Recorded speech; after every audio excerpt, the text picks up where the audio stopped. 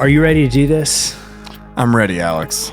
All right. Episode 12, the final episode of Andor Forever. Yeah. This is it. So, I'm not going to lie. I almost didn't even want to watch it because by watching it, it means that it's over. Yeah, I mean? understand that feeling completely. This show has just been so amazing. It's meant so much to me, and it's been, like you said, watching it feels like, okay, I have to kind of, in a way, close a door on this forever. Like, I'm gonna rewatch this tons of times in my lifetime and stuff like that, of course. But in terms of experiencing the story new, this is the last time. It's like that. It's like if there was your favorite soda or whatever, and you had a 12-pack of your favorite soda, and you'd gotten through all of the first 11, and that last one's sitting there, and it's like, I'm just gonna leave that in the freezer for a rainy day until but because if you open it, you're out. So what we just learned is that you have like a 20-year-old bottle of Surge in your freezer. Vault, actually. Yeah. It's just sitting there waiting. Yeah. Vault soda. Was that Coke? I think that was Coke, I don't know. Right? It was them trying to compete with Mountain Dew, I think. Yeah. No, it's sparkling water for me. That's my It's your go-to now. Advice. Yeah. Same. All right, so let's do this. Let's do the thing. I'm going to try not to get emotional at the end of this because it's going to be tough. I already feel myself getting there. So, Coruscant. Yeah. We pick up immediately where we left off last episode, and Kleia can't handle the thought of going to Yavin. She's still kind of refusing. I don't want to go. You're going to have to drag me kicking and screaming. I'm not going. Cassian says nothing is ending. She is keeping Luthen alive, and she thinks she will be a prisoner on Yavin. Yeah. And Cassian says, you need to see the place you helped build. And Cassian says he's not going to leave her there because honestly, that's the closest thing he has to a sister. Yeah. Now that his sister's gone, this is the closest thing he has to a sister. So he's like, I'm not leaving without you. You're coming. Right. And it's like, you've got to just kind of move past everything. Like, Luthen's gone. It's a new day. Like, come be a part of the rest of us. Right. And at the ISB headquarters, Partagaz is confused why no one is answering from the shuttle. And then we see why. The pilot's head has been smashed into the console. A little bit of blood there, too. Yeah. Just a little bit. Just a little bit. In the safe house, Hurt orders the tactical team to go ahead, and they begin moving forward with Hurt sandwiched in the middle. In the safe house, Cassian blasts the radio, and Kleia has retrieved all of her things to leave. And then outside of that, Hurt hides behind a wall as the tactical team continues. And they're all about to leave, and Melshi just happens to be the one who walks out first, completely exposed to the tactical team. Yeah. And they jump back, he jumps back, and they have a stare down for a moment. Yeah. Have you ever seen a video of like a person walking around a corner and there's a bear around the corner, and the bear also wasn't expecting to see a person, and they both just kind of stare at each other for a second before running away, and they just both go in opposite directions? But I think my favorite part is they order him to raise his hands, but as he does, he just starts running. Yeah. He doesn't even jump. He just kind of lightly jogs away. Yeah. They say no sudden moves, and he moves extremely suddenly. So he bolts back to the safe room, and they don't open fire. Melshi then tries to shut the door, but Cassian tells him to leave it open. If they shut it, they'll be trapped. And I have to be honest, Mac, I'm with Melshi on this one. Shut the door. Oh, I'm not. Yeah, keep my way out open. But there's no way out if they're blocking the way. There's one way out, Alex. No, because what happens is exactly what is about to happen by leaving the door open. So Cassian tries to contact K2 again, but nothing. And we switch to outside as he takes out another guard, absolutely showing his worth. Yeah. And then he kicks another into the lift. K2 is just doing work outside of the safe house. Inside the safe house, the tactical team throws a stun grenade into the room because the door is open. Okay, well, we weren't all thinking about stun grenades, Alex. Melshi was. All right, fair enough. It, of course, takes them out, knocking them to the floor. Clea is out cold. Melshi seems like the only one who made it out okay and begins returning fire back to the tactical team as Cassian tends to Clea. And then K2 arrives to the floor with a blaster. And then at the ISB headquarters, Partagaz is starting to realize things are not going well. And if they don't go well, bad luck, Partagaz. Yep. Because, it's like, he's been tasked with keeping this secret that is now starting to get out. Yeah. And there's this operation that was conducted under him has gone really terribly and is now resulting in tons of ISB loss of life. And I'd be sweating a little bit if I was Partagaz. It's not going good. K2 approaches from behind, taking out the soldiers, and then he picks up Hurt to be a human meat shield. And I know I'm not supposed to laugh, but when they kept shooting his lifeless body and K2 kept blocking with the blaster fire, I was laughing a little bit. It was incredible. If you were not watching on the YouTube to see what Alex just did as his impression of Hiert getting just riddled with blaster fire, it's good. That will tell you to go watch the YouTube of this. Yeah, so outside the room, K2 takes out the last of the tactical team, and then when he walks in, he says, "Cassian, I've cleared a path." Yeah, it's like great stuff. Thanks, Kay. That's great. You did good job. Like I wanted to have Cassian have a bone or a treat to throw K2 because it's like good boy. Well, I was gonna say in this episode, I'm gonna reward K2 with the Brasso That Dude award. That's very fair. I think K2 is a worthy recipient. Yeah, when your boys are in trouble, you just sometimes have to step up and be that dude and get another person to be a human meat shield to save them. I now will say, if Bo Williman was writing these episodes, I think he would have had K2 say meat bag as he dropped here, right? I think that would have been how a Knights of the Old Republic reference got in there. Yeah. So, back at the ISB, Partagaz realizes what this means for him. And at the safe house, they march out to the U-Wing, and Cassian gives the safe house one last look. Because remember, I know this feels like a million years ago, but he lived there with Bix when Bix was going through it, and she was not doing well at all. They depart from Coruscant as Melshi tends to Clea, and when Cassian climbs into the cockpit, K2 says he assumes that any doubts about his value have been erased, but Cassian doesn't really reply to that. No. Like we'll see. Like you're on thin ice, but I guess you're all right. Yeah. Then honestly, I love from here on out. Like I'm in love with the way that they did things with this. I know it's not like action packed.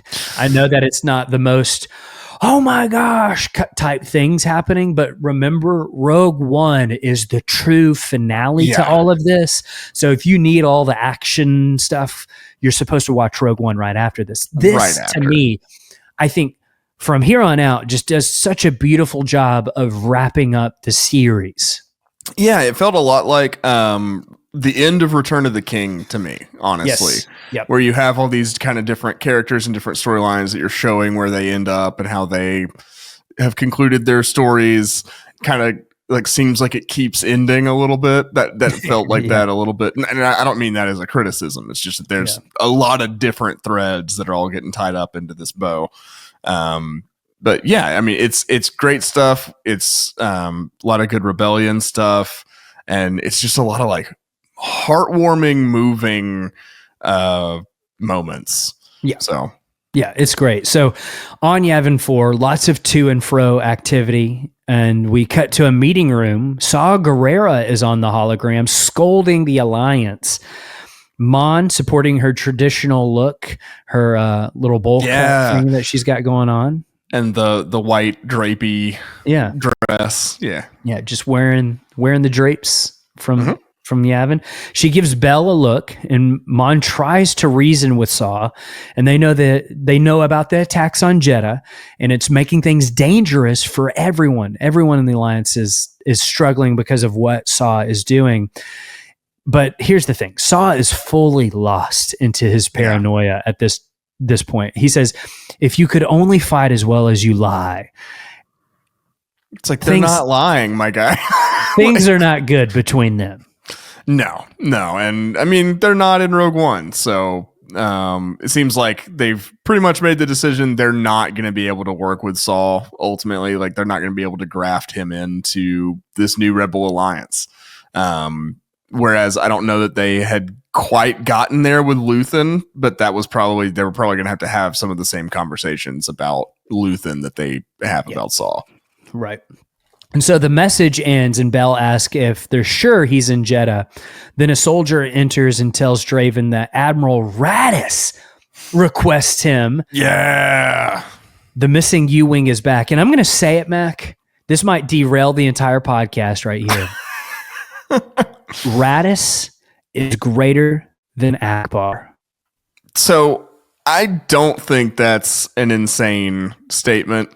Like, of course, Akbar is treasured and beloved as an icon of the original trilogy and everything. However, Akbar in the Legends material, top notch. Yeah. Akbar after Return of the Jedi and the EU couldn't be beat. He's an equal with Thrawn. Yeah. Akbar, from what we see in the movies, is constantly surprised at everything. Yeah, cannot predict anything from a tactical standpoint. Return of the Jedi. It's a trap. But in The Last Jedi, confused. Yep. Doesn't know what to do. Leia's got to tell him, we're doing this. And he's still kind of like, what? What are we doing? Yeah. He's just... Raddus is the dude, man. Raddus knows what he's about. He knows what he needs, and he's going to get it done. Certainly seems to be a more effective military leader than Akbar. Yeah, he can think on his feet. He can get those Hammerhead Corvettes. He's thinking, we're just going to ram some ships into this. What are we doing? Let's do that. Let's just get it done. So anyways, back to the episode. Cassian's coming in hot, and Bell wants to know if it's Andor, and you get the sense that Bell is the big man here, right? Yeah.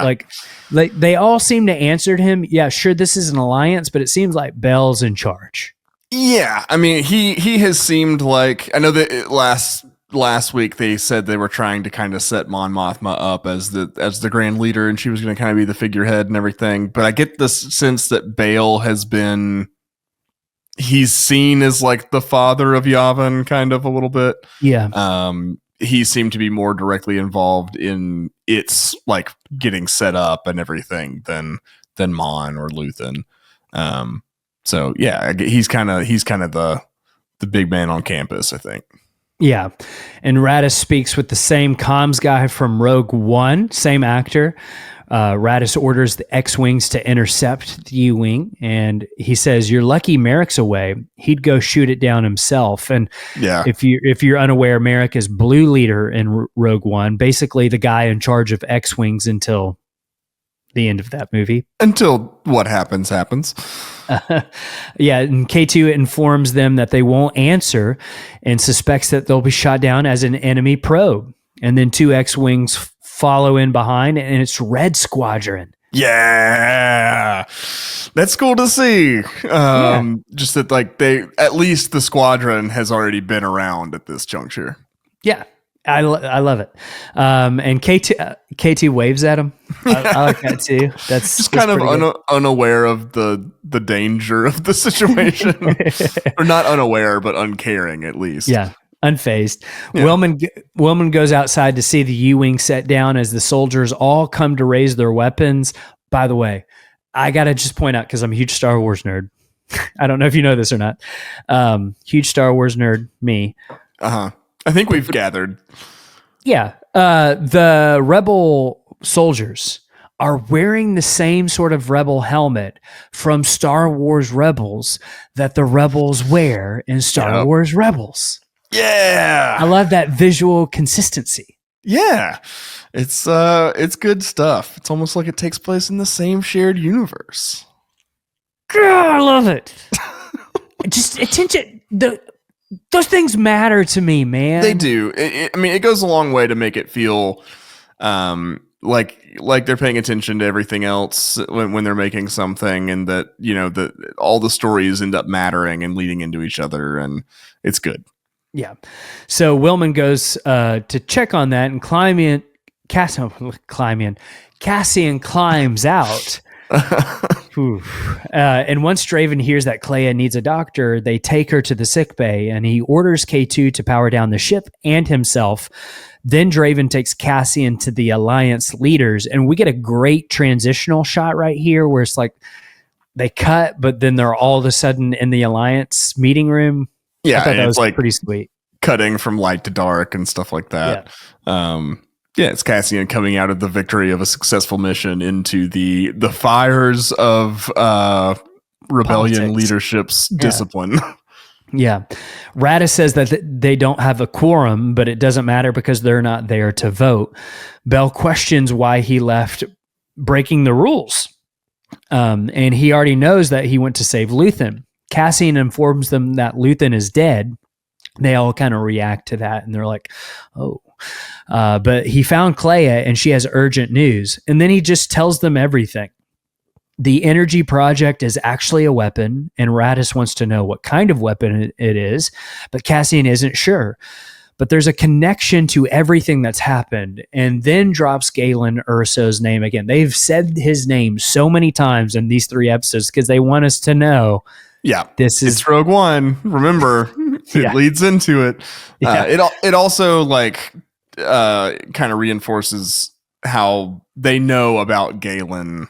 It seems like the rebels know a lot about Galen when they're kind of ordering him to be dealt with. And is it Melshi who goes to get Jin from Wobani, like in the prison camp? I'm pretty sure it's his team. Pretty sure it is. I know they're on like the Scarif drop ships and everything, but like at the beginning of the movie when she's a prisoner on Wobani, I'm pretty sure like when the big hover, not the hover train, but the big rolling Juggernaut. Yeah, thank you. Yeah, it's Melshi that gets her out of there. Okay. Yeah, I don't know. I'll have to be looking watch for Rogue that One when I do my Rogue One rewatch, like in the morning. Yeah. Bell says that Luthen is the problem. They don't trust him. And Cassian says that they owe him everything. And Cassian says that he knows the good and bad about Luthen, and none of it can take away from what he actually did. And he stands up for his legacy. And Bell wants to know the last time that they spoke. And he says it was a year ago when he had him rescue Mon from the Senate. And Bell kind of looks down a little bit because it was his team that was going to kill Mon Mothma. Yeah. But he says not on his orders or anything. No. You know. Yeah. But a lot can happen in a year. It could be that the ISB is just playing Luthen. And Radis says that Dodonna and Merrick will be back tomorrow night, and they won't continue this discussion until then. I think that was just kind of a clever way from the writers to say, like, hey, we couldn't get these actors. But they're around. They're on a mission. Yeah, we understand that they're supposed to be here. Yeah. Bell orders Cassian confined to his quarters, and he asks if he can visit Kleia, and it's Mon who gives him immediate permission to do so. Yeah, she's the only one seemingly kind of taking pity on him, like having any kind of like sympathy. Right. And then we inch ever closer to Rogue One as Draven and Cassian march to his barracks, and Draven says Cassian's informant, Tivik, has sent him 3 urgent messages. Yep. We know Tivik from the opening, not the opening, but one of the first sequences in Rogue One. You know, it doesn't go well for Tivik. Spoiler alert. It does not. And Cassian then enters the infirmary with Kleya and essentially apologizes for the type of welcome they got. And Cassian says he's doing all he can to make sure that they believe what Luthen learned. But he kind of is like, it's a lot for them. They don't get it. But I'm telling you, we'll convince them. Yeah, and then they're already like, Cassian has lost some credibility just by being kind of rebellious to the rebellion. But so like, who would have known that a rebel would be rebellious? That's what we do, isn't it? We rebel. Yeah. You're rebels. That's what you do, isn't it? What is that we from? Rebel. Rogue One. Jyn Erso. I'm giving her. Kevin Smith used to do this thing on when he was talking about Rogue One and stuff, where he'd give like Felicity Jones this super thick Cockney accent. Hey, Governor. Hi, Governor. Rebellions are built on hope. Chim chimney, chim chimney, chim chim chiroo. Yeah. In her barracks, Vel is greeted by Mon Mothma making some tea, and she tells Vel that Luthen is dead. Vel kind of takes that in for a second, and she informs her that Kleya is back, and she asks Vel to talk to Cassian and see if the information he has is legitimate. And then we see Cassian make his way to Will at the camp, and he tells him that Luthen is dead. Will takes that information in, and then they embrace. Inside the base, Radio Guy gets Draven, and there's more messages from Kafrene. It's Tivik, and he won't talk to anyone but Andor. He's just constantly sending them messages. just Cassian's phone, the notifications are just blowing up. Ding, ding, ding, ding, ding, ding, ding, ding. Yeah, in his barracks, Cassian pours a drink for him and Vel, and they share a drink for Luthen. And then they begin toasting their fallen Aldani raider. I thought was nice. That was a nice touch. This is kind of like in a sitcom, you would flash back to scenes and you would see all these play out. But this is the equivalent of that. They're just kind of talking about everything that they've been through. Yeah, and they're reminding us of everything we've watched too. You know, like all the characters we've lost along the way, and all the defeats, all the victories. I feel the weight of everything the characters have been through together in this scene. You know. Yeah. So they begin toasting Gorman, Ferrix, Marva, the Donnies, and then Vel comes out with it. She tells her Mon wants to know if the Luthen story is real, and Cassian argues that, well, he died for it. And does it really matter how he treated them? None of them are there without him. Yeah. And then Vel wants to hear, okay, what is the information? What is it that he did die for? And then we cut to the infirmary, and Kleya sits up and begins to rip her equipment off as we hear Nemik's manifesto. Yeah! Dude, let's go. I loved that they brought that back. It needed to happen, I think. I mean, Nemik is the spiritual heart of this show. Ever since the Axe Forgets, just all the themes, all the moral lessons to learn, they're all in Nemik's manifesto. Absolutely. So it's only fitting they brought it back, and I got chills. Yeah, it's so good. So it's playing as Kleya walks out into the rain as the lightning flashes behind the Masasi temple, which I thought was such a cool visual to see.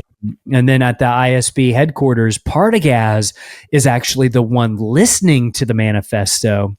And he seems to be on the verge of tears, not because he's moved by the words, but it's because what the words actually represent for him. He stops it and asks Legret if he's heard it before. And Legret says that he has. And Partagaz says it just keeps spreading. Legret says that they cannot contain it. And I just love that his words are spreading across the galaxy.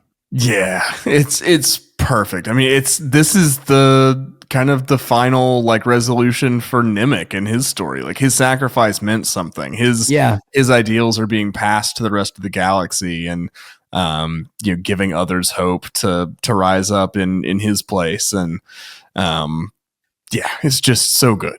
It's so good. And Legret is there to take Partagaz to a quote unquote meeting. He was going to an execution chamber, right? Yes, I mean, I think Palpatine was going to take care of it himself personally. Yeah, might it's be more like an electrocution chamber. Yeah. Partagaz is having trouble catching his breath, and he asks for a moment to collect his thoughts, and Legret agrees, and he exits and waits for a moment. Inside, Partagaz pulls out a blaster. Outside, we hear the blaster go off. The stormtroopers react, but Legret motions for them to stop. This is some like Nazi level stuff here. Yeah, it's almost like Legret like expected this to happen. It's like no, this like we're all good. Don't worry. Yeah, no worries. It's all good. Yeah, this is like normal in the Empire of like when you shamed yourself. Yeah. It's just over. Just go ahead and either face the consequences or take matters into your own hands. Right. Because the result was going to be the same for Partagaz either way. It's just might as well have some agency in it. Yeah. And on Yavin 4, Clea walks through the rain and the mud as in the background. People laugh and have a good time. She's kind of stunned and shocked by everything that she's seeing, I think. And before Vel leaves, she urges Cassian to reconnect with Bix. Cassian says that she's safe and she wouldn't be safe with him. It's too late. He says once it settles down, maybe he will go back to Bix. And Vel urges him not to wait too long. Oof. And that hit pretty hard because... It hits even harder at the end. Yeah, it does. Yeah, it does. So Vel then walks out and she finds Clea wandering the jungle, and remember that these two are rivals. Yeah. And Clea almost breaks down to see a familiar face, and Vel gives her a coat, and then she helps her to her own barracks. Inside, Vel apologizes to Clea about Luthen, and Vel then says the code word, "I have friends everywhere." And then she looks at Clea and says, "You're here with friends." Just trying to help Clea see the situation. I mean, if you're Clea and you operate in the shadows and you are kind of subordinating any of the comforts of life, anything about community or relationships or anything like that, and you think you have to do that in order to be rebelling. And then you come here where these people are all fighting in earnest together, but it's built on friendship and trust and community and hanging out, and people are just able to live together as much as they're able to fight together. And seeing the difference in that, in how she's lived her whole life, I mean, that would be so hard to take in. Because it's simultaneously like, wow, this is amazing. I never knew this was possible. But it's also like, did I do the right thing in living my life the way I lived it? It's tough. Yeah. Back in Cassian's hut, K2 and Melshi enter, released from their confinement, and Draven is waiting outside for Cassian. And Draven goes on to tell Cassian that Tivik is on Kafrene until tomorrow and will only meet with Cassian. He then tells him of the Star Destroyer over Jedha, and basically all the pieces are starting to come together of like what Cassian told them. They're starting to see those things actually be true. Yeah, it's like none of those things in and of themselves would necessarily raise eyebrows, but it's because they're all aligning with the stuff that Cassian said. They're able to kind of see how the pieces are fitting together. Right. And so in the Alliance meeting room, Mon and Draven try to convince Bail to go ahead with the mission for Cassian to go and speak with Tivik. Outside Cassian's hut the next morning, water drips and Cassian dreams of his sister. And I love that. And I know we didn't get answers about her, but at least not concrete answers, but I love this callback of where Cassian came from. Yeah, for sure. It's a reminder for us of both where we find Cassian in season 1 at the beginning of the show. It's him thinking back about like the person he could have been and then the person he is now, like the person he ended up becoming. And it's just good to also get a reminder that like, hey, we didn't just forget about this story point. Like it gets part of Cassian's story. Yeah. And I think it's actually okay that like he never got resolution on that, because that is real life. Like, yeah, sometimes you don't get answers to things that you're looking for, and you never will. And right. and sometimes things will linger and will be like a open wound for you, but also kind of inform the kind of person that you become because of that. Yeah. So like, I kind of like that, because that's real life in a way of like, he just never found her. And, he was always searching for her. Marva said that she was dead. Right. Maybe it's true, maybe it's not, but I kind of like that he never got the resolution to that of like, yeah, because it means that he had to give up looking for this specific thing that family and belonging meant to him, and he had to push forward to find what family and belonging and meaning looks like for him now. right. And he found that. The show's reminding us that like he has his family now. Like he has found his family, found his purpose. Like even though he never found his sister, it's not that important because he found belonging. Right. K2 awkwardly wakes up Cassian and then informs him that the man he doesn't like is there, and it's Bail Organa. Just right there in front of him too. Yeah. So most droids, like sidekick droids, are dogs. Like R2 is a pet dog. BB-8's a little pet puppy. B2's like the sad 15-year-old family dog kind of deal. K2 is more of a child. He's like an 8-year-old. Because this is very much like something that a child would do, like just saying the information that they were supposed to keep quiet out loud, not realizing that somebody else might not be supposed to hear that. Yes, it's like Cassian has like an 8-year-old following him around. Yes, and so K2 leaves them to talk, and Bell tells him that he will go through with the mission with Tivik, and Bell says that if he dies fighting the Empire, he wants to go down swinging. That's kind of what changed his mind. And Cassian says, you and Luthen are a little more alike than what you realize. Yeah. And Bell stands up and tells Cassian, may the Force be with you, Captain. And I'm like, let's go. Because what we've learned from episode 7 last week, the Force is with Cassian. And we get another reminder here in just a moment. Because we get a beautiful montage as Cassian gets ready.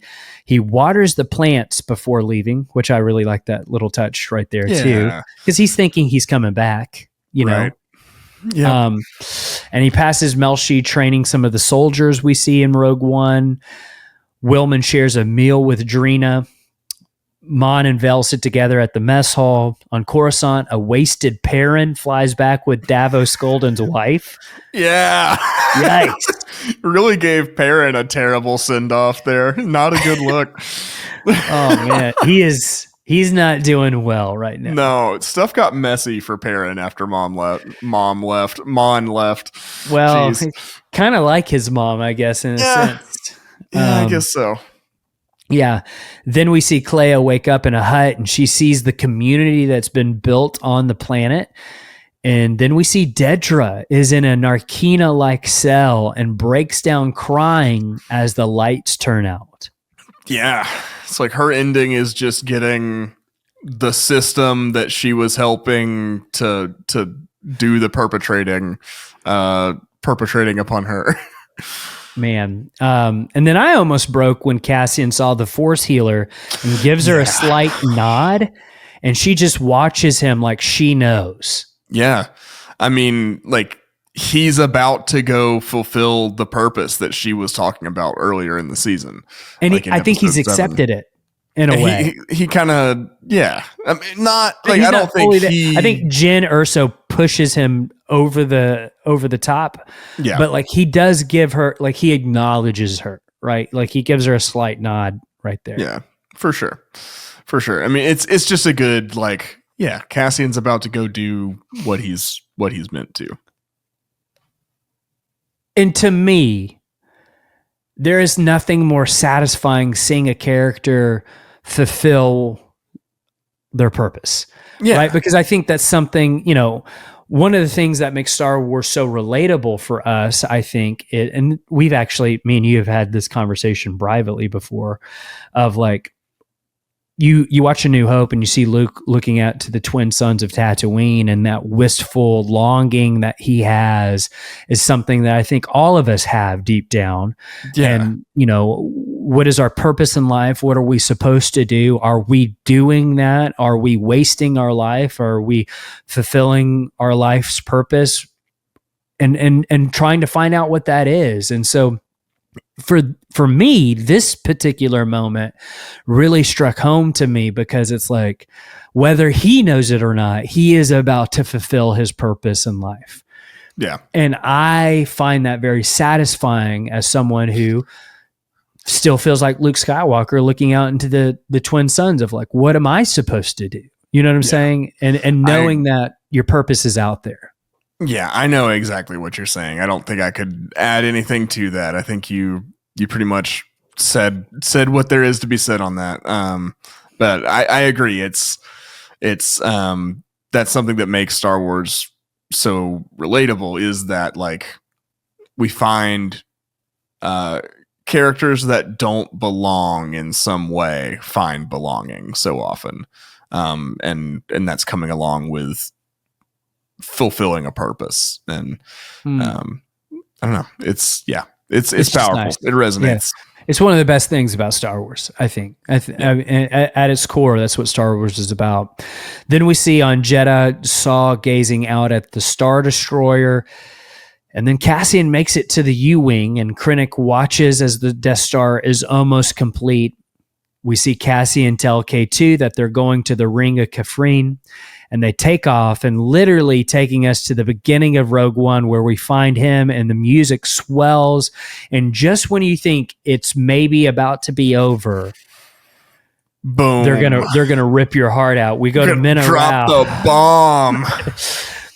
And I'm not gonna lie, this part right here is when I started tearing up. B2 is just having the time of his life. It was so good. And I love it so much. He's just playing. Yeah. And he's happy. He's just getting to be a droid. He's got people around that love him and that he loves. Like, I'm starting to tear up now. No, like it's good. It's so nice. Well, he's fulfilled his purpose in life. And it's like he's living it out, and he's just having a good time. And that droid's been through a lot. And it's nice to see he's doing okay. And then we see Talia, Brasso's widow, and for a split second I was like, "Are we about to see Brasso? Is he okay? Maybe he made it out." Yeah, no. But then as we pan upwards, we see someone walking through a wheat field. It's Bix, and she's carrying something. And then we see it's a child. Oh, and Mac, I burst into tears. Like I'm not gonna lie, I'm a 35-year-old man. I cried like a baby. I watched this the first time through. I watched it again for notes. I cried both times. First time and when I was taking notes. I couldn't help it. Yeah. Cause at the same time, there's this huge positive, right? That like all the good things about Cassian and his spirit is kind of continuing on in some way, and that, like, you know, a future generation gets to be part of his legacy and stuff like that. And it's exciting that like we can get a descendant of Cassian Andor maybe making, you know, being in stories, making waves in the Star Wars galaxy down the road, you know, like Andor, Agent of the Resistance or something. We could get that story later. He will be about Poe Dameron's age. Yeah. And so in that time period, yeah. So I mean, you know, that's exciting, but it is it adds a whole new layer of heartbreaking tragedy to Cassian's ending, you know? And it's not like, it's not, tragedy is not the right word for it. Heartbreak is real, but is like a very good descriptor for it. But because like it's not a bad thing that Cassian goes out the way he does, right? Like we want to see, we would have loved to see him live, but he's fulfilling his purpose. He's saving the galaxy. It's all these good things. But like now there's that whole layer of tragedy on top that he won't know his child, that his child won't know never him, even knew. and like that never knew about it, and I don't know. So it's tough. It's oh man. So she holds the boy closely as she gazes out and says, it's okay.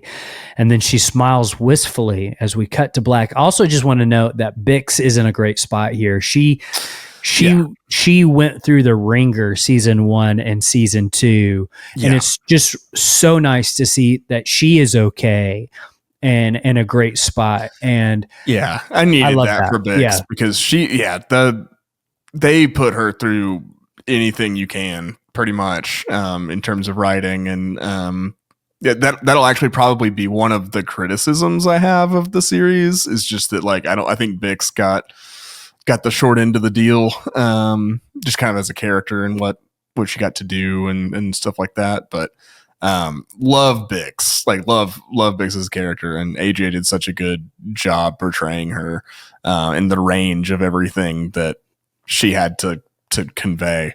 But yeah, it's just good that she finally found a good place to land, and that presumably she gets kind of a happy ending. Beautiful ending.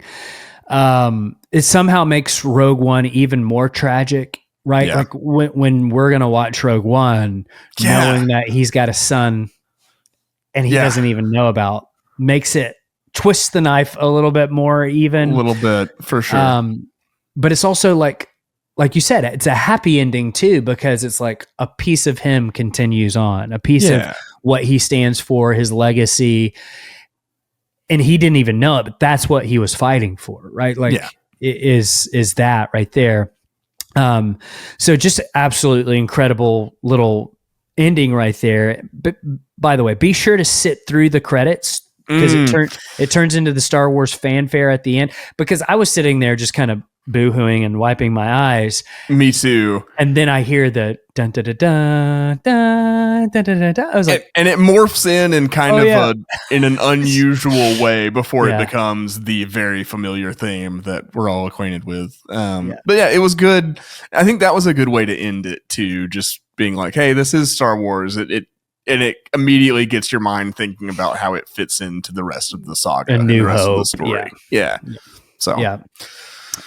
So that's it. That's it for Andor season 2. I will say this. I think this was an absolutely powerhouse of a show. It didn't, not without some controversy. Absolutely. I'm sure we'll be having tons of discussions about all kinds of things for years to come. But I wouldn't let any of that overshadow with what we're left with. Because I don't think we're ever going to see anything like this again in Star Wars. No, I agree with you there. It's never going to be this particular cocktail of influences, atmospheres, themes.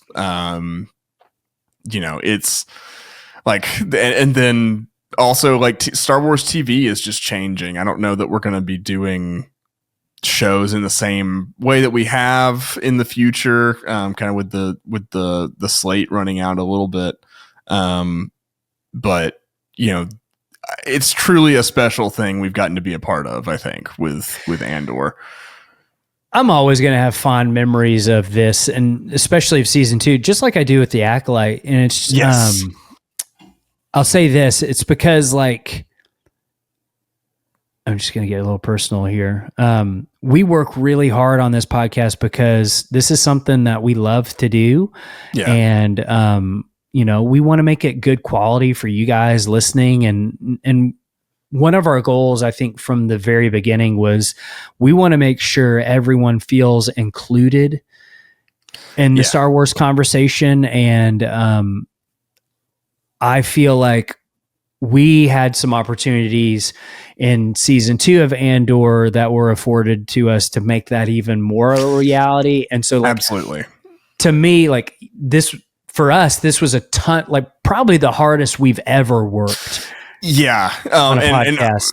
And, I'm sure we'll get into it in a little bit down the road, just of what everything was going on behind the scenes and everything for Andor season 2. But it's been a long road, but I agree with you. Like, we've gotten even more people included in the conversation that, and that's always kind of our goal. And,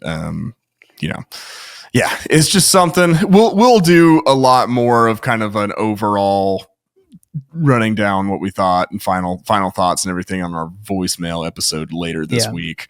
Then I think what we're going to do too for the patrons is we're going to do like a watch along of Rogue One, like a live commentary, and then that will come out for the general feed a few days later. But Patreon members will get to do that with us live and have access to that first.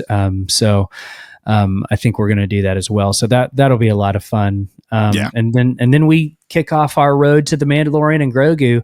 Boom. Because we're essentially a year away from that. And, that's how we started as a podcast. And we want to make sure that, we have you well prepared for that movie, because it's going to become my entire personality for a year. So, yep, pretty much. Cool. Well, we'll be back very shortly with some more Andor and everything, but what a road this was. Alex, thank you for taking this ride with me. Everyone listening, thank you so much for being a part of all these breakdowns and everything, getting all your voicemails week to week. It's been amazing. Couldn't do it, what we do without y'all. So thank you for your support, and it's just been a blast. So, we'll be back soon, but until then, keep the watch.